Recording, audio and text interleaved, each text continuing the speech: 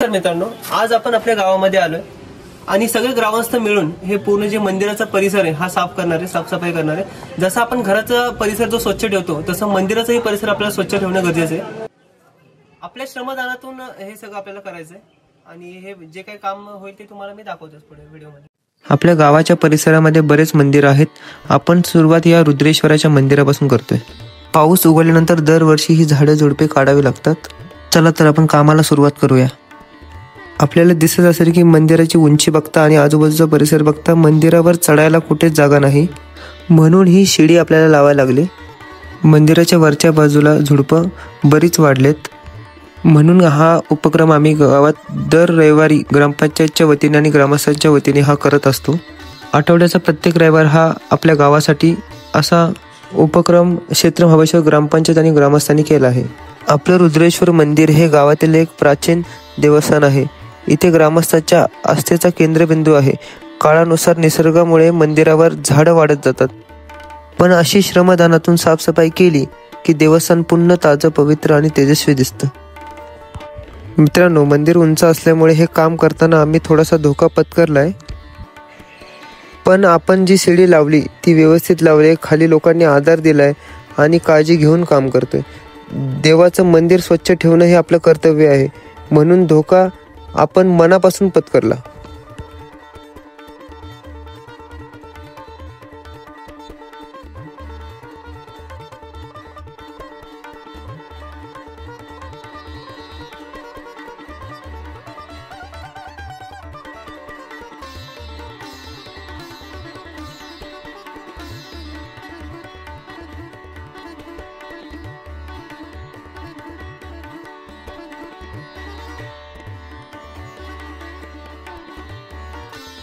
आता आपला मंदिरावरचा शेवटचा टप्पा तो म्हणजे कळस।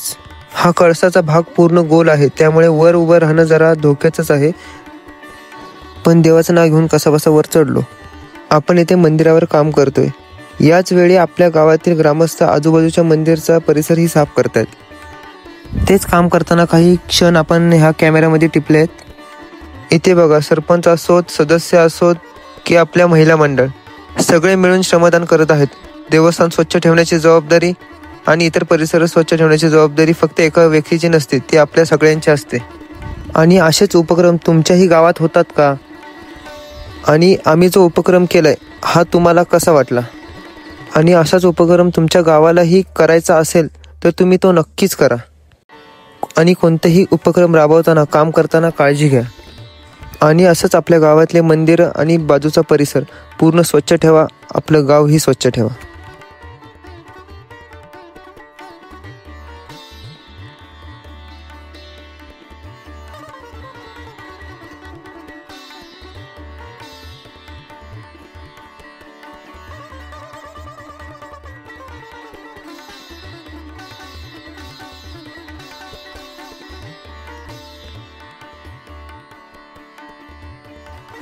तर मित्रांनो, आज आपण जसं एकत्र आलो, अशी ग्रामस्थ आणि जे आपल्या एकजुटीने जेवढं आपण काम करू त्याने कोणतंही काम शक्य होतं। आज आपण मंदिर स्वच्छ केली, उद्या आपण गाव स्वच्छ करूया। चला, जय महाराष्ट्र।